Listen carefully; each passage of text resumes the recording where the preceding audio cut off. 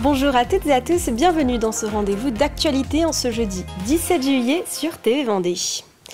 On commence ce journal par cet incendie en cours à l'entreprise fabricante de menuiserie Méo à Cugand-la-Bernardière. Les flammes se sont emparées ce matin d'un silo de suire en bois. Le site de 28 000 m² a été évacué. 60 sapeurs-pompiers sont engagés sur cette opération de longue durée. Et la déchetterie de Chaland reste fermée aujourd'hui suite à un incendie hier. C'est un rituel annuel de longue date. La journée de bienvenue des saisonniers était organisée à la salle de la Barotidière à Saint-Hilaire-de-Riez. 85 saisonniers ont participé à des ateliers pour apprendre les gestes de premier secours ou pour adopter les bonnes postures au travail. Et pour la première fois, des agents de prévention de la ville ont créé leur propre activité. Nous étions sur place.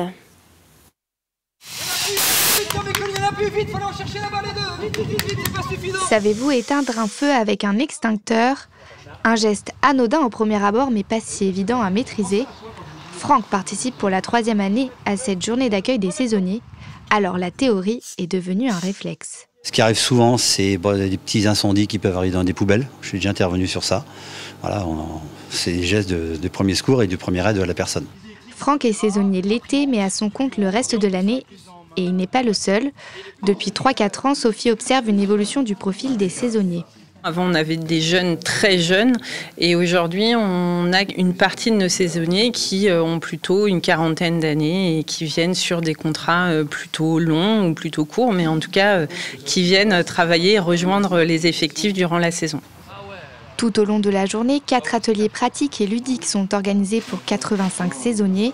Avec une nouveauté cette année, les assistants de prévention ont créé leur propre activité, comme ce jeu de loi sur les troubles musculo-squelettiques. On a un parcours avec des goodies et puis on lance le dé. Donc si on tombe sur la zénatitude ici, ça veut dire que des fois on peut tomber dans des situations pas très bien. Donc on prend un peu de recul et puis on respire, on peut continuer à aller sur son poste et puis prendre les choses un peu mieux. Pour notre corps, pour notre bien-être au travail, pour avoir moins d'arrêt de travail, pour se préserver, tout simplement. C'est important, je pense, pour un premier job, d'avoir une belle image, parce que c'est là où vous allez vous construire aussi votre vie professionnelle de demain. Et si ça se passe mal, ça vous donne une mauvaise image et c'est compliqué de rentrer dans la vie professionnelle. Donc pour moi, c'est important de porter cette journée aussi. Entretien des espaces verts, de la voirie ou encore sauveteur en mer, les participants de cette journée représentent plus d'un tiers du nombre des agents de la ville employés à l'année. Continuons avec une idée de sortie estivale, celle du château de Comquier. Les bénévoles de l'association Les Amis du Vieux Château proposent des visites gratuites les mardis et les vendredis. Ce monument a été construit dans la seconde moitié du XVe et XVIe siècle par Louis de Beaumont. Et à l'occasion de ces visites, les touristes pourront pénétrer dans la cour du château, normalement fermée au public. On a vraiment voulu travailler en concertation avec l'association des Amis du Vieux Château pour faire découvrir effectivement à nos visiteurs autre chose que la plage. Et on a cette chance, cette particularité sur le territoire du Pays de Saint-Gilles d'avoir toute cette frange rétro-littorale avec des pépites patrimoniales comme le château de Comquier. On a des bénévoles spécialisés en fait qui connaissent l'histoire du château et c'est eux qui gèrent les visites guidées autour du château et à l'intérieur du château. Le but de l'association, c'est aussi de faire connaître le château de Comquier. Éloignons-nous du littoral pour aller dans le sud Vendée qui se met aussi au rythme de l'été.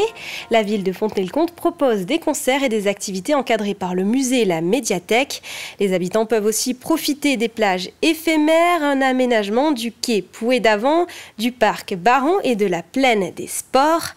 Des animations gratuites sont proposées aux 16-17 ans mais aussi aux familles. Cyril Guillet nous propose ce programme riche en vitamine D. Dès que l'été s'installe, les berges de la rivière Vendée attirent les Fontenaisiens et les visiteurs. Seuls ou en famille, ils viennent profiter de ce cadre unique pour se reposer ou bouquiner. Pour les plus jeunes, depuis quelques années, le quai Pouet d'Avant se métamorphose en plage éphémère. Ce lieu propose tous les après-midi de la semaine des animations gratuites, sportives, artistiques et ludiques. Il y a des périodes de vacances, on part en famille, mais ça ne peut pas être tout l'été. Il y en a qui n'ont pas la chance de pouvoir partir en vacances aussi. On pense aussi à ces jeunes-là. Et c'est ça qu'on a envie d'offrir, cette petite parenthèse à l'intérieur de notre si belle ville et des activités foisonnantes pour que tout le monde puisse s'y retrouver. À savoir des activités sportives, des activités manuelles, thématisées. Et on a aussi des sorties au surf, des sorties bodyboard, la base de loisirs de Mervan, le zoo. Ce jour-là, ils étaient une trentaine à avoir répondu présent au rendez-vous. Une opération autant appréciée par les enfants que par les parents. Je trouve ça très chouette pour les enfants qui partent pas tout de suite en vacances en tout cas. Et ça leur permet d'occuper leurs après-midi. Moi j'amène mes petits-enfants que j'ai pendant les vacances scolaires parce que les parents travaillent, les grands-parents étant retraités, ça facilite les choses pour la garde. Et pour celles et ceux qui cherchent l'ombre, le parc Baron Aventure, ex-parc à Bout, reste la meilleure option. C'est un concept assez novateur, un parcours dans les arbres sans avoir de baudrier et d'être rattaché. On est en pleine sécurité. On approche plus de 20 000 participants en fait, sur une saison entière. Enfin, de nombreux concerts, spectacles, visites et ateliers sont proposés tout l'été. Notamment des visites guidées en calèche où Marion et Baptiste vous proposent de découvrir Crinière-au-Vent, le cœur historique de cette ville d'art et d'histoire, avec notamment une version gourmande. Connaissez-vous la Puru Transgascogne? Cette course relie Port-Bourgeonnet à Rejón en Espagne et le départ est avancé de 24 heures en raison des conditions météorologiques. Les 72 voiliers et 90 skippers en solo ou en double partent à 13 heures de Port-Bourgeonnet à Talmont-Saint-Hilaire. Après 60 000 nautiques, les coureurs seront de retour au point de départ autour du 25 juillet.